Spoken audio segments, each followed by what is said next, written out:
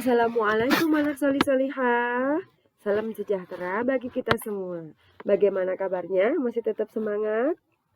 Hari ini kita memasuki pembelajaran tema 2, Persatuan dalam Perbedaan, subtema 1, Rukun dalam Perbedaan, pembelajaran 1, kelas 6.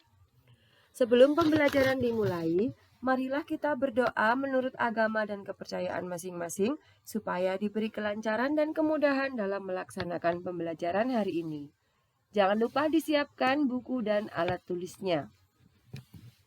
Anak-anak, pada pembelajaran ini termuat 3 muatan pelajaran yaitu IPA, IPS, dan Bahasa Indonesia. Berikut ini tujuan pembelajarannya. Proklamasi kemerdekaan menjadi tonggak sejarah bagi perjuangan bangsa Indonesia. Meskipun terdiri atas suku yang berbeda, rakyat Indonesia bersatu dalam memproklamirkan kemerdekaan negara Indonesia. Setiap tanggal 17 Agustus, rakyat Indonesia selalu mendengar petugas upacara membacakan teks proklamasi. Sebagian rakyat juga bisa mendengarnya dari radio atau tempat lain. Teks proklamasi yang dibacakan memiliki sejarah bagi bangsa Indonesia. Teks tersebut adalah teks proklamasi kemerdekaan negara Indonesia. Berikut ini adalah teks proklamasi. Nah, sekarang Bu Lulu contohkan dalam membaca teks proklamasi. Proklamasi. Kami, bangsa Indonesia, dengan ini menyatakan kemerdekaan Indonesia. Hal-hal yang mengenai pemindahan kekuasaan dan lain-lain diselenggarakan dengan cara seksama dan dalam tempo yang sesingkat-singkatnya. Jakarta, 17 Agustus 1945. Atas nama bangsa Indonesia, Soekarno-Hatta. Nah, seperti itu ya anak-anak. Nah, sekarang kita sudah memasuki bulan Agustus, berarti sebentar lagi negara kita akan merayakan ulang tahunnya yang jatuh pada tanggal 17 Agustus. Tahukah kalian bahwa proklamasi kemerdekaan memiliki makna yang sangat penting bagi bangsa Indonesia? Berikut ini adalah makna proklamasi bagi bangsa Indonesia. 1. Sebagai puncak perjuangan Indonesia. Bangsa Indonesia telah dijajah selama bertahun-tahun oleh negara-negara Eropa sampai Jepang. Penduduk dengan latar belakang yang berbeda-beda bersatu untuk melawan penjajah. Proklamasi kemerdekaan merupakan hasil dari perjuangan para pahlawan. Makna yang kedua adalah pengakuan kepada dunia luar.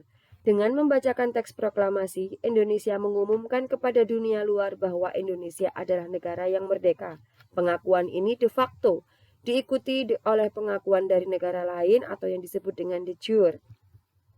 Makna yang ketiga adalah menaikkan martabat bangsa.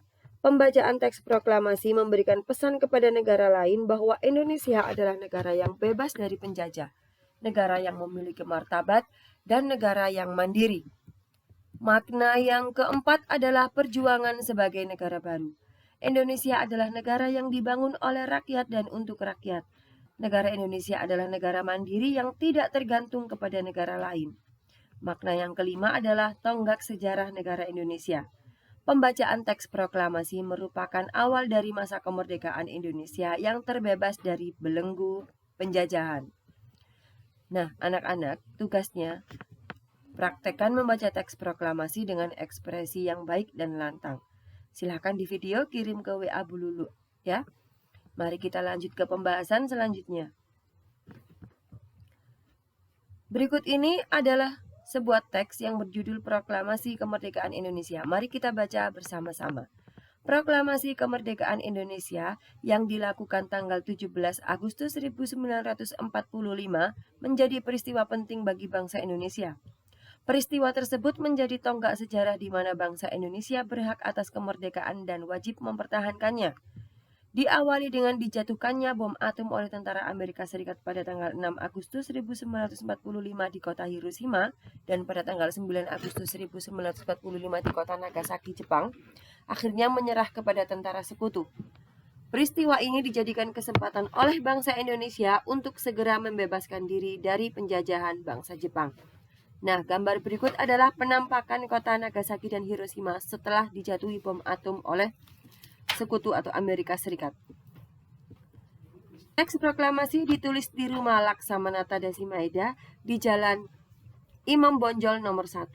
Para penyusun teks proklamasi adalah Insinyur Soekarno, Dr. Muhammad Hatta, dan Mr. Ahmad Subarjo. Konsep teks proklamasi ditulis oleh Insinyur Soekarno. Saat itu hadir pula BM Diah, Sayuti Melik, Soekarni, dan Sudiro. Soekarni mengusulkan agar yang menandatangani teks proklamasi itu adalah Insinyur Soekarno dan Dr. Muhammad Hatta atas nama bangsa Indonesia. Teks proklamasi diketik oleh Sayuti Melik. Pada pagi harinya, 17 Agustus 1945 di kediaman Soekarno, Jalan Pegangsaan Timur nomor 56, telah hadir antara lain Suwiryo, Wilopo, Gofar Pringgodikdo, Tabrani, dan Trimurti.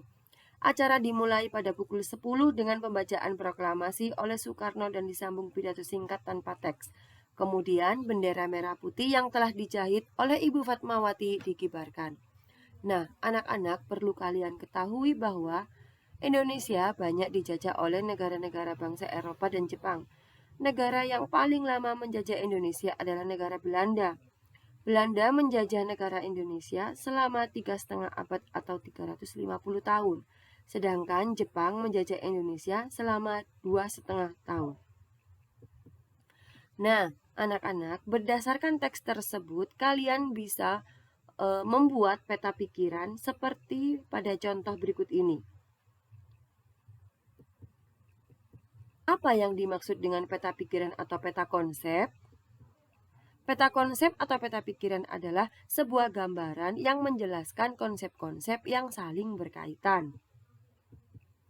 Nah, untuk membuat peta konsep atau peta pikiran, kita harus menggunakan kata tanya agar mengetahui inti dari bacaan yang akan kita buat peta konsepnya. Kata tanya tersebut adalah 5W1H, diantaranya apa, siapa, di mana, mengapa, kapan, dan bagaimana. Nah, sekarang mari kita buat peta pikiran pada teks proklamasi kemerdekaan. Peta pikiran disebut juga dengan peta konsep. Dengan kata tanya apa, misalnya kita membuat pertanyaan dengan kata tanya apa. Apa yang terjadi pada tanggal 17 Agustus 1945?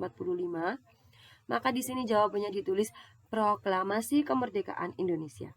Kemudian dengan kata tanya mengapa, kita bisa membuat kalimat mengapa proklamasi kemerdekaan Indonesia menjadi peristiwa yang penting bagi bangsa Indonesia. Di sini jawabannya adalah peristiwa tersebut menjadi tonggak sejarah di mana bangsa Indonesia berhak atas kemerdekaan dan wajib mempertahankannya. Yang ketiga, kita bisa menggunakan kata tanya siapa. Pertanyaannya, siapa yang membacakan teks proklamasi? Di sini ditulis jawabannya Insinyur Soekarno dan Muhammad Hatta. Yang selanjutnya, dengan menggunakan kata tanya di mana, kita bisa membuat kalimat tanyanya di mana teks proklamasi dibacakan. Nah, di sini jawabannya di Jalan Pegangsaan Timur nomor 56 Jakarta, atau di mana teks proklamasi disusun. Nah, nanti jawabannya di Rumah Laksamana Tadashi Maeda.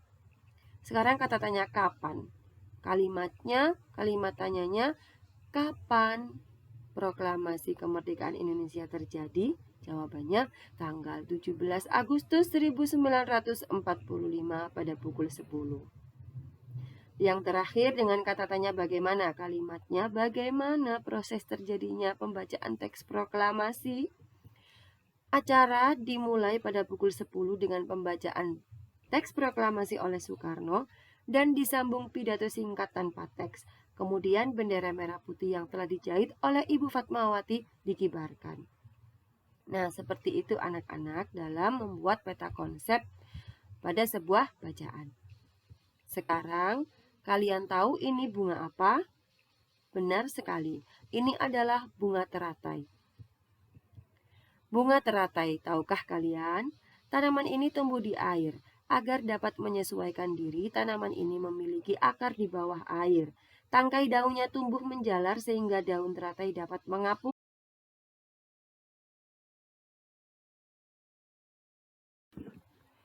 Daun teratai bundar dan lebar. Fungsinya adalah agar daun dapat menyerap cahaya matahari sebanyak-banyaknya. Hal ini akan berdampak saat penguapan air dan berfotosintesis. Daun teratai memiliki larutan yang bermanfaat sebagai pembersih daun. Teratai memiliki batang dengan rongga di dalamnya.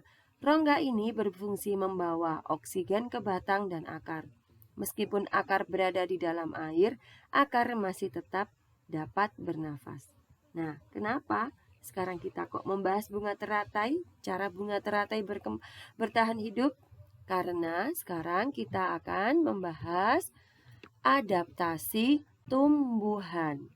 Nah, adaptasi sendiri adalah suatu kemampuan dalam menyesuaikan diri dengan lingkungan baru dalam rangka mempertahankan hidupnya atau bertahan hidup.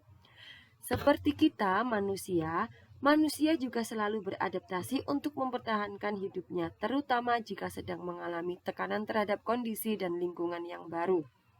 Misal, manusia atau kalian berada di puncak, rekreasi di puncak.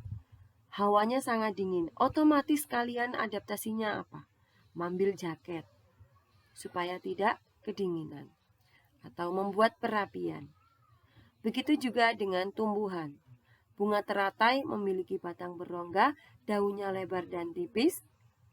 Kemudian memiliki akar ya panjang supaya tidak tenggelam. Nah, itu cara bunga teratai beradaptasi. Begitu juga dengan eceng gondok. Eceng gondok memiliki batang berrongga untuk mempercepat penguapan. Pohon jati, kalian tahu pohon jati? Pohon jati apabila pada musim kemarau menggugurkan daunnya untuk mengurangi proses penguapan atau supaya tidak sampai mati atau kekurangan air. Nah, anak-anak, sampai di sini pembelajaran hari ini. Jangan lupa tetap semangat belajar berilmu, ilmu yang bermanfaat. Wassalamualaikum warahmatullahi wabarakatuh.